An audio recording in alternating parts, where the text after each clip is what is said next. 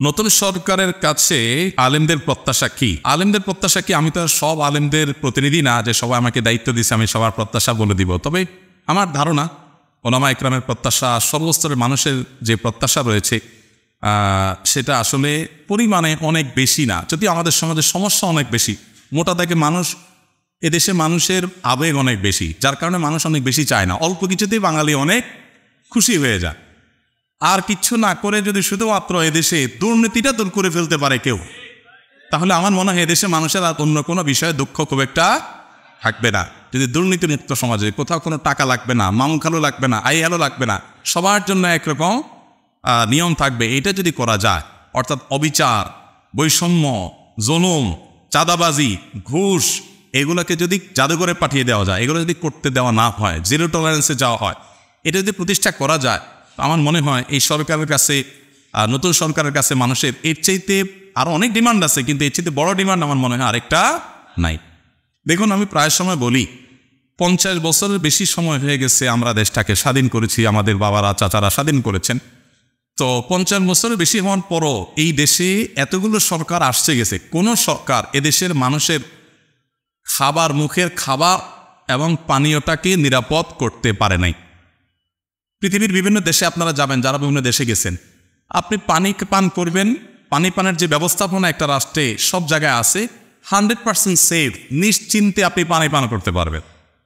আমরা যখন বাইরে যাই, আমাদের দেশে দোকানে গেলে, মুদি দোকানে গেলে একটা কেকের প্যাকেট, একটা বনের প্যাকেট বা একটা আপনার ফাস্টফুড আইটেম, এটা মুখে দিতে আমরা 10 বার চিন্তা করি। আর রাস্তার পাশে যে সমস্ত চটপটি বানায়, এটা বানায়, সেটা এগুলো খাইতে আমাদের 10 বার চিন্তা হয় যে না জানি কি দিয়ে রাখছে, না জানি কিভাবে তৈরি করছে, তাই না?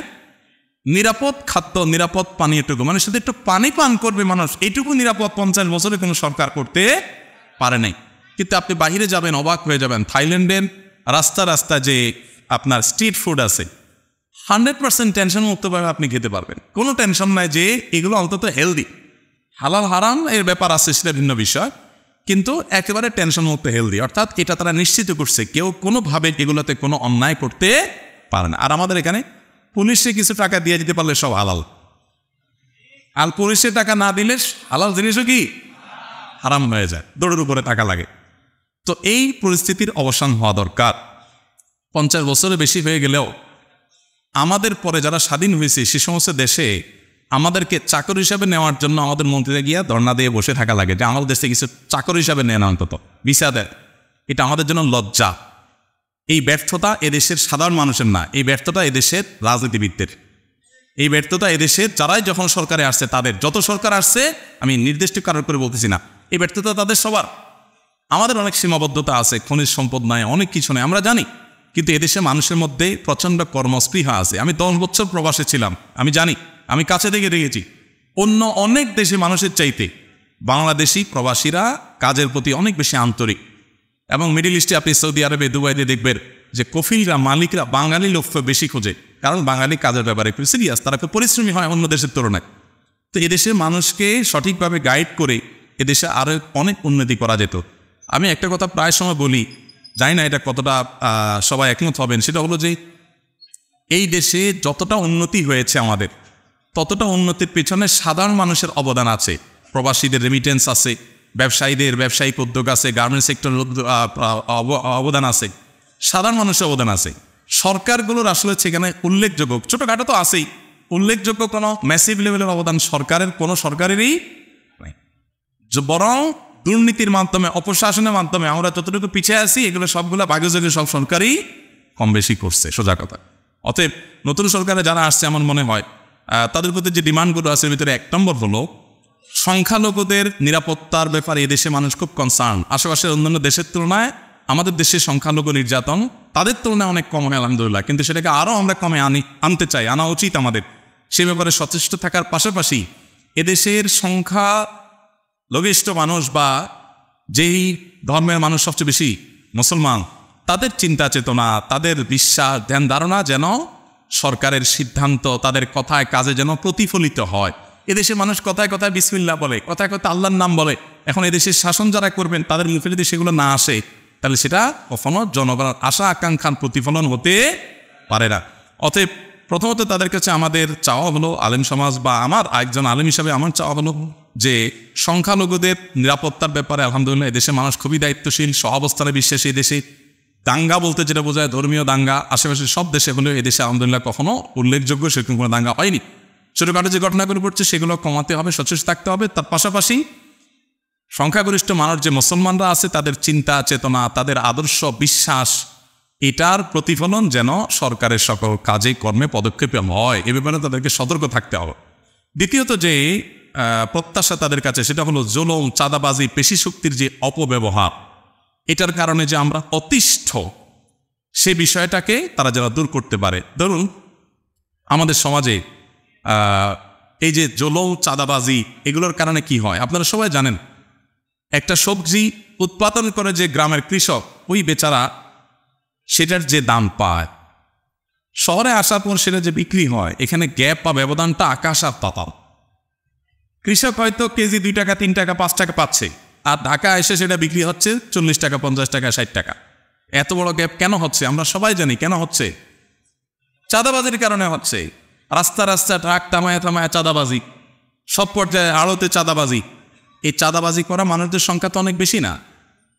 যদি কোনো সরকার সিরিয়াস হয় যে না আমরা এগুলো বন্ধ করব, তাহলে কৃষকও বেশি দাম পাবে, আবার ভোক্তাও অনেক বেশি দামে কিনতে হবে না, একটা ভারসাম্য ভাব আসবে।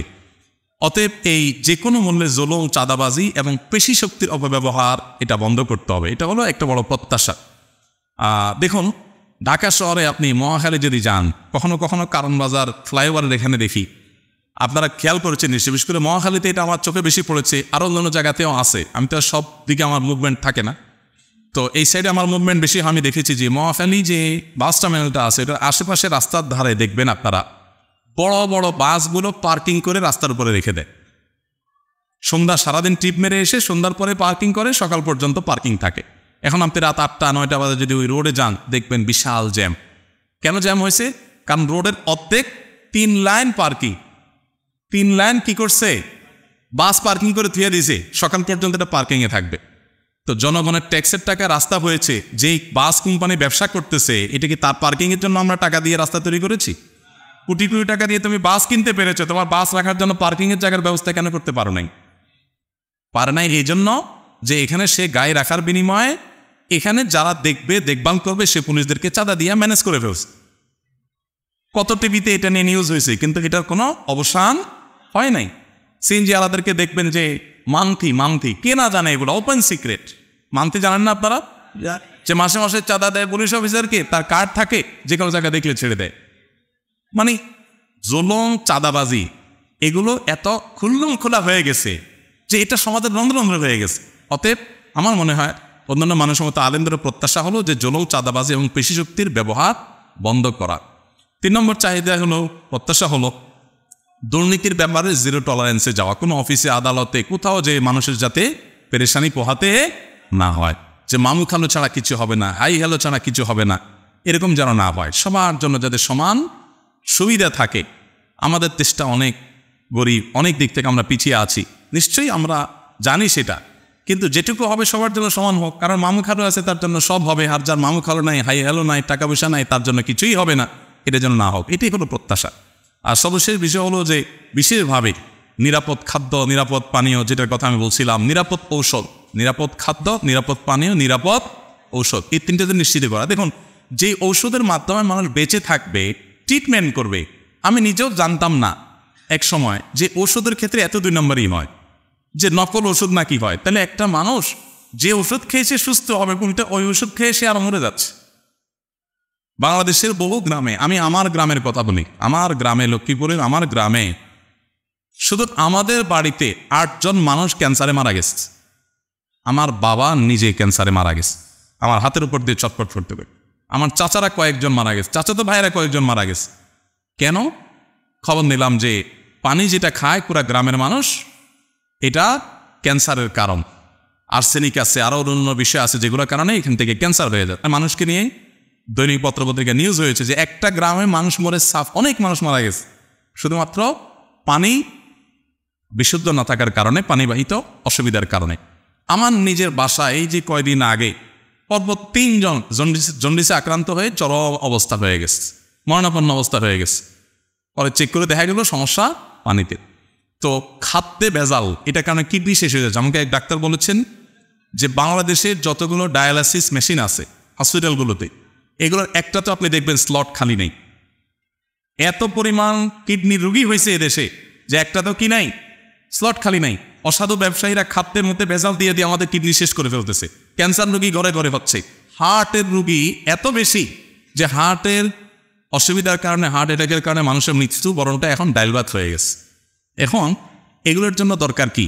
আমাদের পানীয়, আমাদের খাদ্য এবং কৌশল, এই তিনটাতে ভেজাল করলে সর্বোচ্চ শাস্তি মৃত্যুদণ্ড রাখা উচিত। কারণ আপনি এগুলাতে ভেজাল দিয়া মানুষকে মৃত্যুর মুখে ঠেলে দিচ্ছে, এটা মানুষ হত্যার কাজেই করতেছেন। অতএব এবারে সর্বোচ্চ টলারেন্স রাখা উচিত, কোনো চেহারা না দেখে যে মানুষের খাদ্যে ভেজাল দিলে। আমরা দেখি ভেজাল বিরোধী অভিযান হয়, ম্যাজিস্ট্রেট যা এটা হয় সেটা হয়, আরে রং মিশাই দিয়ে আমাকে শেষ করে ফেলতেছে, আমার কিডনি শেষ, ড্যামেজ হয়ে যাচ্ছে, আমার হার্ট শেষ হয়ে যাচ্ছে, ক্যান্সার হয়ে যাচ্ছে, জরিমানা করতেছে 50,000। আর 50,000 টাকা তার জন্য কোনো ব্যাপার নাকি? এই জন্য আইনের পরিবর্তন হওয়া দরকার। ম্যাজিস্ট্রেট তো আর কিছু করার নাই, তিনি তো আইনের আলোকেই কাজ করছেন। আইনের পরিবর্তন হওয়া দরকার। নিরাপদ খাদ্য, নিরাপদ পানীয়, নিরাপদ ঔষধ, এটা নিশ্চিত করতে হবে যদি আমাদের বাঁচতে হয়। এত রুগী আমাদের দেশের, কোটি কোটি টাকা প্রতি বছর আপনারা পত্রপত্রিকা দেখেন, ইন্ডিয়াতে যায় ঢেলে আসে, থাইল্যান্ডে যায় ঢেলে আসতে হয়। কেন? কারণ এদেশের চিকিৎসা ব্যবস্থা সেরকম উন্নত হয় না। চিকিৎসা ব্যবস্থার প্রতি এদেশে কি হয়েছে আমাকে বলেন?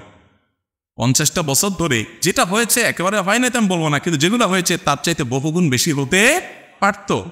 অপশাসন যদি বন্ধ হতো তাহলে মানুষ অন্তত এই জিনিসগুলো পেতে পারত। তো আমার মনে হয় মানুষের যে নাবিশ্বাস হয়ে গেছে এই অবস্থা থেকে দূরের জন্য মোটা দাগে যে পয়েন্টগুলো আছে, দুর্নীতির বিরুদ্ধে যদি জিরো টলারেন্সে যাওয়া হয়, ধর্মীয় বিষয়ে যে আপনার সাধারণ মানুষের চিন্তাধারার বিরুদ্ধে চিন্তাধারা মানুষের ভিতরে পুশ করার অপচেষ্টা করা হয়, এটা খুব ভয়ঙ্কর একটা বিষয়। এটা যে কোনো একটা মুহূর্তে আপনার করতে করতে মানুষের ক্ষোভ চরম আকারে পৌঁছে আপনার সেটা ব্লাস্ট হতেও পারে। এজন্য বিষয়ে সর্বোচ্চ সাবধান থাকতে হবে। সেই সাথে জুলুম, চাঁদাবাজি বন্ধ করা, দুর্নীতির ভিতরে জেনারেলসে যাওয়া, নিরাপদ খাদ্য, ওষুধ এবং পানির ব্যবস্থা করা। আল্লাহ তালা আমাদের যারা দায়িত্ব নিয়েছে নতুন করে, তাদেরকে আল্লাহ তালা সেই শক্তি সামর্থ্য দান করুন।